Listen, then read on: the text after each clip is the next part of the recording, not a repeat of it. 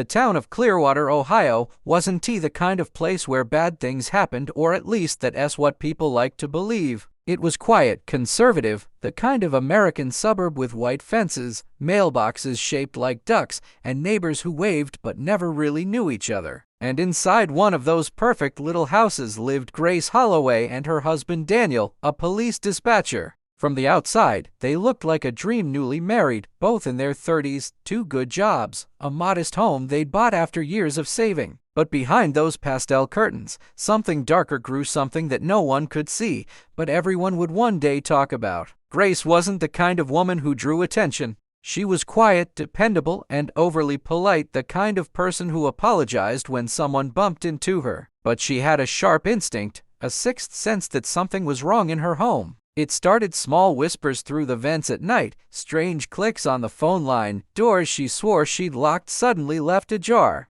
Daniel brushed it off. "You've been watching too much crime TV," he'd laugh, pulling her close. "You're safe, baby. You've got me." But as the weeks passed, Grace began noticing changes in him too. He'd come home later and later, sometimes smelling like perfume that wasn't hers, other times distant and irritable, snapping at her for the smallest things. One night, while folding laundry, she found something strange in his jacket pocket, a tiny black recorder, the kind used by private investigators. When she confronted him, he smiled, that same easy smile he always used when he lied. "Relax," he said. "I use it for work. You know that." She didn't believe him, but she let it go. She wanted to. Love makes you forgive the things you shouldn't. But the next week, she found another device. This one hidden under their bed, duct taped to the frame. The realization hit her like ice. He wasn't recording criminals. He was recording her. Grace tried to tell a friend, but when Daniel found out, he made her delete every message and change her phone number. He told her she was paranoid, that stress was making her hallucinate.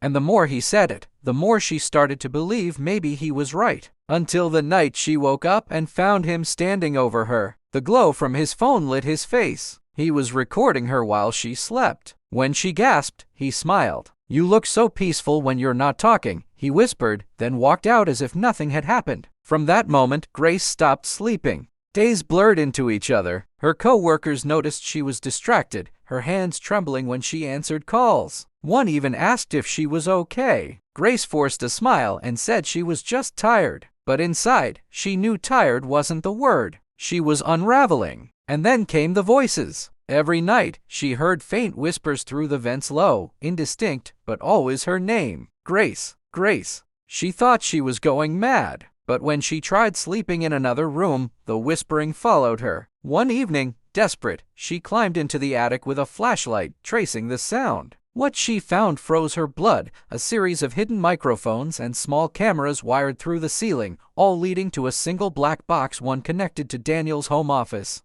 Her hands shook as she pulled the wires loose. She didn't hear him come up behind her. "What are you doing?" his voice thundered. Grace spun around, heart pounding. "You're spying on me," she cried. Daniel's face twisted into something she'd never seen before, cold, empty. "You think I don't know you've been planning to leave?" he sneered. "You think I don't know about the lawyer you called?" She realized then that he'd heard everything. He grabbed her wrist, squeezing hard enough to make her drop the flashlight. "You're not going anywhere," he hissed. "I built this house for us. You belong here." That night, she pretended to believe him, cooked dinner, laughed weakly at his jokes, even kissed him goodnight. But while he slept, she packed a small bag, slipped her wedding ring off, and crept toward the door. She almost made it. The front door creaked. Daniel stirred. In seconds, he was there, grabbing her arm, pulling her back inside. She screamed, fought, begged. He struck her once, then again, until she stopped moving.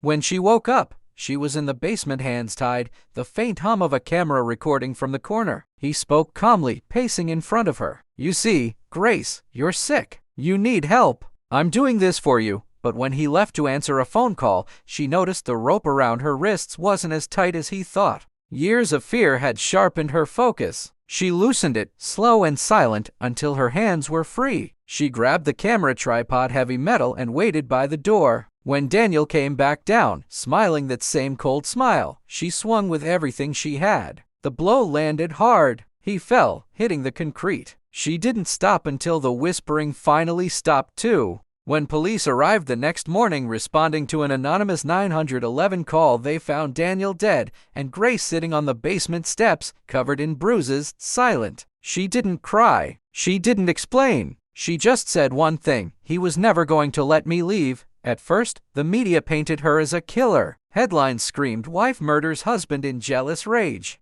But when investigators uncovered the network of hidden cameras and recordings, the story shifted. Neighbors testified that Daniel had been controlling, secretive, obsessive. A psychologist later described his behavior as textbook coercive control. The jury found Grace guilty of manslaughter, not murder. The judge called it a tragic act of survival. She served 5 years and never spoke publicly again. But after her release, the house on Maple Street was sold and stripped bare except for one thing the contractors refused to remove: a faint whisper still echoing through the vents. People say if you stand in that house at night and listen closely, you can still hear a woman's voice, soft, trembling, tired, saying, "He said he loved me."